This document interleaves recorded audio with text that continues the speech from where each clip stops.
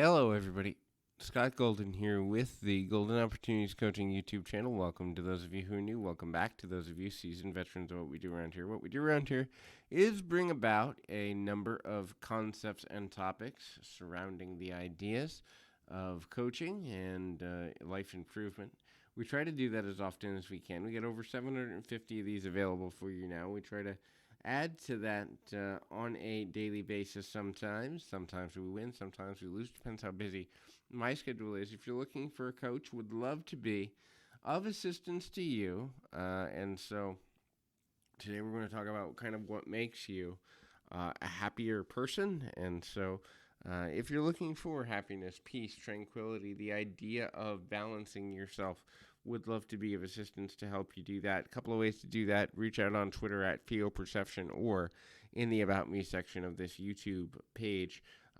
How do we begin to do that? So the first thing is reading.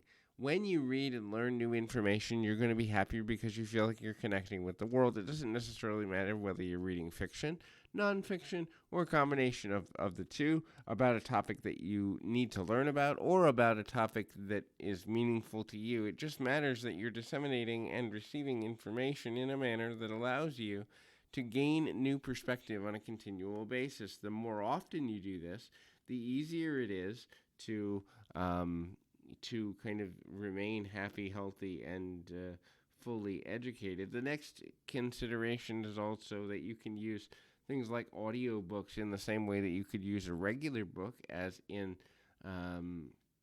the dissemination and absorption of information is the main focus, not necessarily the methodology. The next, if you want to be happier, is to stay hydrated. I know that sounds really bizarre, but when your body is working well, your mind can work better. And a dehydrated person is more likely to feel sluggish, more likely to feel irritable, more likely to struggle with things like anxiety and depression.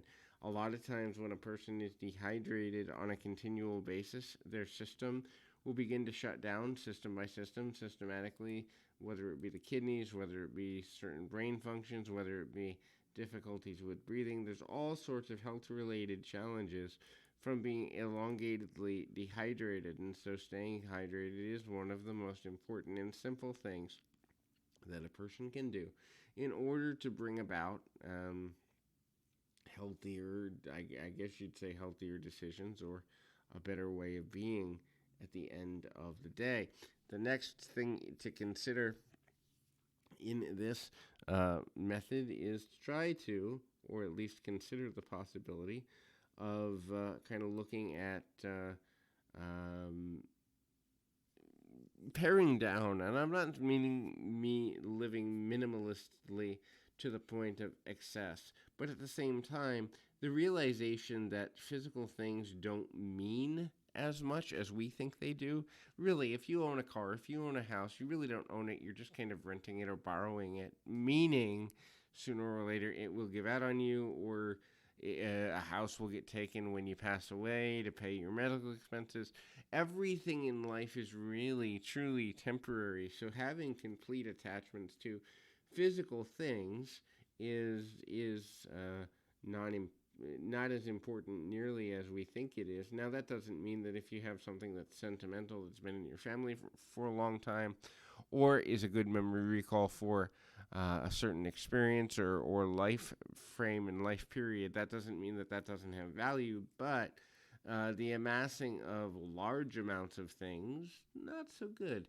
Next is finding a tribe or finding a group of people who are capable of seeing your value and also bringing you to a place where you are able to see your own value, and they see the strengths and weaknesses in you as a person and give you acceptance regardless of that. Not that necessarily there's a negative in having things that you're working through, but having a place for acceptance socially is one of the most important things a person can do to create feelings of well-being, feelings of happiness and tranquility.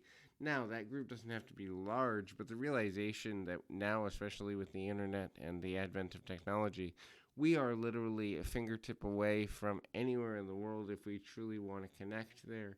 I think building a tribe in a lot of ways is both harder and easier than ever before. It's harder because people are constantly in motion, constantly worried about what's coming next, constantly worried about falling behind. And so they move really quickly, but at the same time, an instantaneous connection over something meaningful can have that meaning. The next thing is living in the moment, present moment mindedness, being able to see the value of the moment and kind of release any expectation of future. Not to say not to have a future. Certainly, we want to have a future. Certainly, we want to be mindful of building something fun and exciting and useful and helpful.